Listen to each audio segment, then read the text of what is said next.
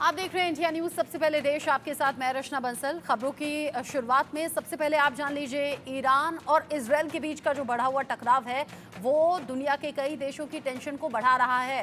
ताज़ा अपडेट आप जानिए, गाजा में इजरायल ने की है भीषण बमबारी। अल अक्सा अस्पताल के पास ये अटैक किया गया है। इजरायल लगातार गाजा में कहर बरपा रहा है, एक के बाद एक हवाई हमले हो रहे हैं। सामने से आईडीएफ यानी कि जो फोर्स के जवान हैं वो भी गाजा में लोगों पर हमले कर रहे हैं। साथ ही साथ जानकारी ऐसी कि अल कस्साम के कमांडर समीद और हदीद इसमें ढेर हो गए हैं। अल कस्साम के कमांडर हैं समीद और हदीद, जिन्हें ढेर कर दिया गया है इसी हमले में। गाजा में इजरायल ने किया है एक और अटैक। अल अक्सा अस्पताल के पास ये अटैक, हमास के कई कमांडर इसमें ढेर हो गए हैं। हमास का चीफ अभी मारा ही गया है। अल कस्साम के कमांडर समीद और हदीद को इसमें ढेर कर दिया गया। भीषण बमबारी हुई है गाजा में अल अक्सा अस्पताल के पास, ये भीषण बमबारी, और इसमें हमास के कई ऐसे कमांडर हैं जो मारे गए हैं। इससे पहले हमास के चीफ हानिया की मौत के बाद से ही हमास के आतंकी बौखलाए हुए हैं। ईरान हमले की चेतावनी दे चुका है। इजरायल और ईरान में जो टकराव की स्थिति है वो पिछले कुछ दिन में बढ़ी है। गाजा में इजरायल ने की है ये भीषण बमबारी।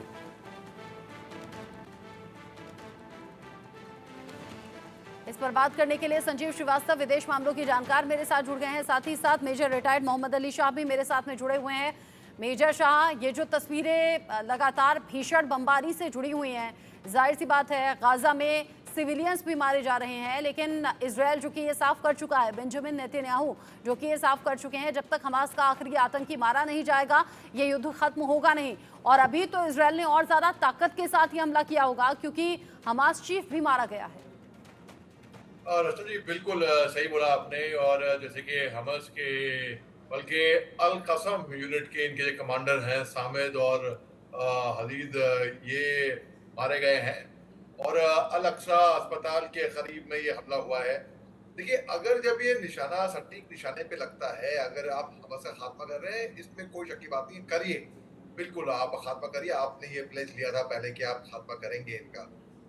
लेकिन जो मासूम, जो बेकसूर, जो खवातीन, बच्चे, बुजुर्ग, सिविलियंस निहत्थे मारे जा रहे हैं कहीं पे भी, उनका थोड़ा दुख होता है, क्योंकि कोई भी प्रोफेशनल आर्मी ऐसा नहीं करती है। लेकिन यहाँ पर कोलैटरल डैमेज के नाम पर इतने यहाँ पे डैमेजेस हुए हैं। इसके अलावा देखिए, ये एक जंग और भीषण हुई क्योंकि अब आईडीएफ, जो इजरायली डिफेंस फोर्सेस है, उन्हें एयर स्ट्राइक भी सीरिया लेबनान बॉर्डर की तरफ में, फिर हिजबुल्लाह पे यूनिट 440 4400 पे, लेबनान के वेपन डिलीवरी यूनिट पे, हर जगह पे हमला बोल दिया है।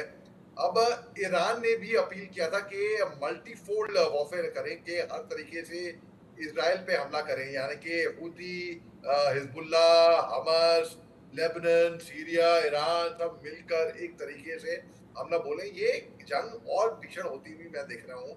अभी सीज फायर के या युद्धबंदी के या कहीं पे भी मैं आसार नहीं देख रहा हूँ। इसराइल के कुछ ऑफिसर गए थे मिस्र, कायरो गए थे, लेकिन कुछ चंद एक घंटों में लौट कर आए।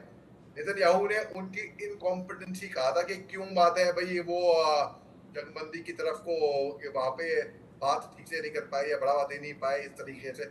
नेतन्याहू की सरकार को, बल्कि नेतन्याहू को पर्सनली उनकी प्रायोरिटी इस टाइम पे होनी चाहिए कि वो जितने भी बंधक हैं सबको सही सलामत बिना किसी खरोच के वहां पर लेकर आए। लेकिन 10 महीने तो हो चुके हैं, पता नहीं कितने वहां पे बंधक अभी जिंदा भी हैं।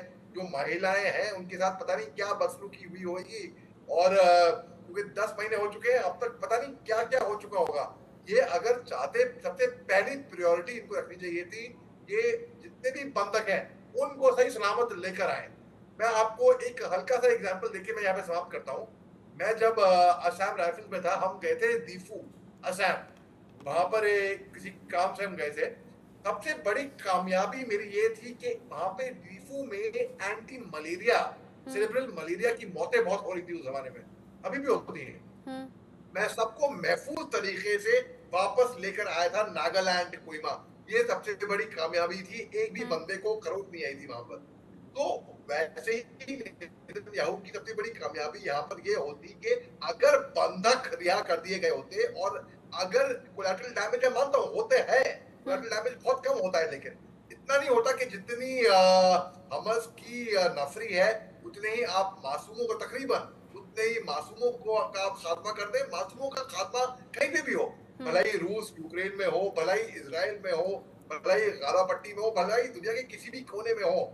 अब जानवर भी अगर बेकसूर जानवर हाँ, बेजुबान जानवर भी उनको भी कुछ हो जाता है, हमको इंसानियत के तौर पे लेकिन फिर दुख तो दुनिया होता के है। अलग-अलग देश इस पर अलग-अलग टिप्पणी करते हैं और फिर सवाल हम भी करते हैं एक आम इंसान की तरह कि गाजा में जो कुछ हो रहा है उसकी रोकथाम होगी कैसे।